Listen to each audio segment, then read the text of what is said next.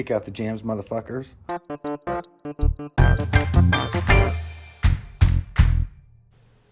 Hey, welcome to a Thursday Collection Connection, where we're playing the game that's just an excuse to talk about records. In Eric's last video, he talked about MC5's Kick Out the Jams album. It's quite a barn burner, and he mentioned that it was on Elektra Records, and that made me think that for their 40th anniversary, Elektra Records put out a double album compilation of artists, their current day roster, covering old Elektra artists. And that album is Rubaiyat. You already did that one. Did I? Yeah, like 2 videos ago.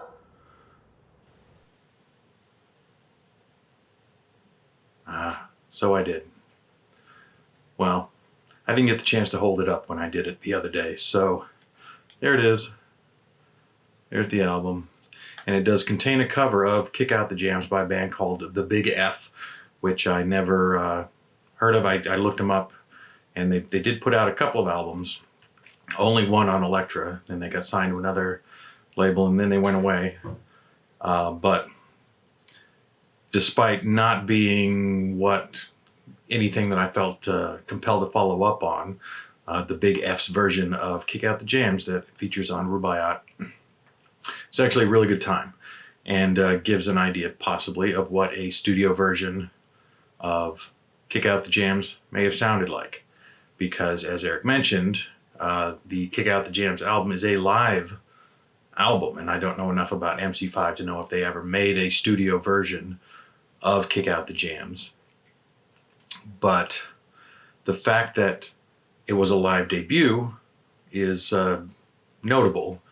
And I thought a long time ago that, knowing that he had this album when he was on an MC5 kick, when he acquired these albums, I thought, I know just what I would do, because a live debut is a rare thing.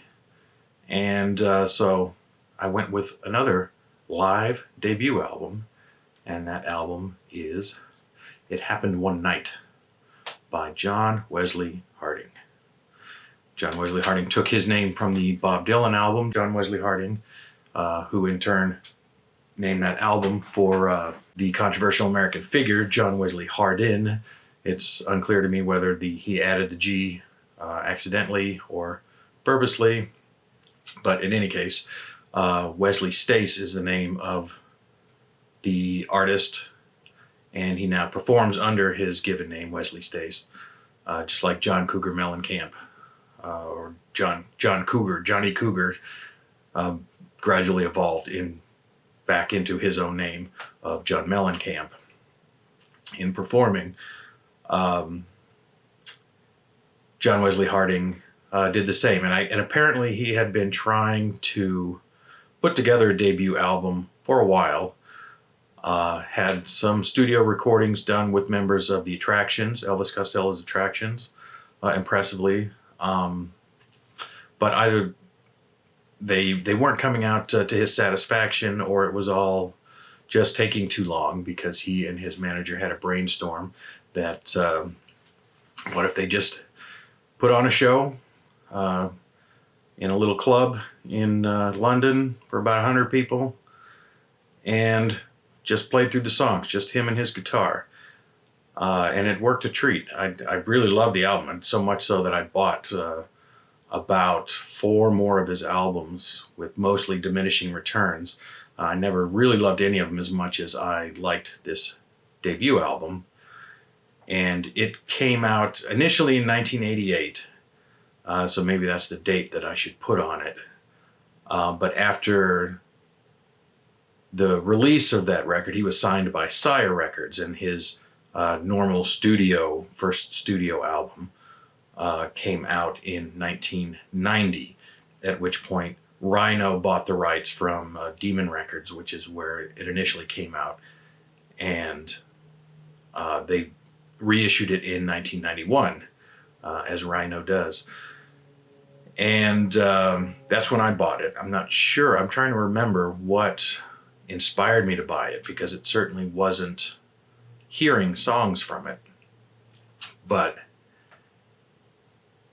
it's a lot of fun. I think I remember being a little put off initially by the fact that it was a live album, because I'm not a huge on live recordings. It's not necessarily my bag. But this was a lot of fun, and it was a small enough club you could actually hear chatter and not just sort of a bland crowd roar. And in 2004, he revisited it and went through the trouble of collecting all those recordings he had been making for his debut album. Songs that by the time he was signed by Sire, he was kind of bored with and had been writing new songs, and so they all basically got abandoned. But he put them together and reissued it. So I bought the 1991 Rhino reissue. But then I bought another reissue, and that was the one that I held up there, that was called It Happened One Night and It Never Happened at All, where the second disc is sort of him trying to put together what could have been his first album. And it shows that I think he made the right call, because it was just kind of polished to blandness. You know, it was, a lot of it just wasn't very exciting to listen to. But the songs are a lot of fun. There's a lot of humor in It Happened One Night. There's a song called July 13th, 1985 that I love, that I don't know that there's any studio rendition of, because it didn't appear on any of his albums, not even his reconstructed Never Happened first album. That's all about Live Aid. That's a lot of fun. And he does little things, and he breaks into Prince's Kiss for a moment in an intro to a song. But tracks like The Devil in Me, Bastard Son, Roy Orbison Knows. There's a lot of songs that refer to his forebears.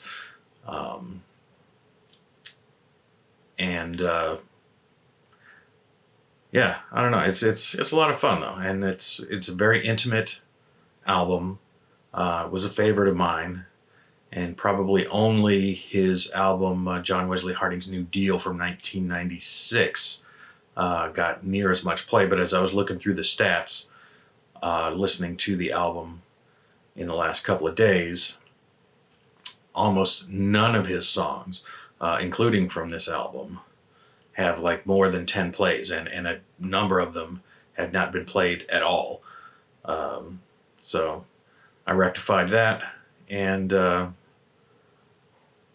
yeah, I think if you can find it Spotify or something to listen to, Eric, that you'll find it's pretty fun. It's pretty catchy. The songs are catchy. The performance is engaging, and it's recommended, even though I don't necessarily highly recommend John Wesley Harding's catalog. I can't say that I've heard much of anything since he has started going by his given name, Wesley Stace.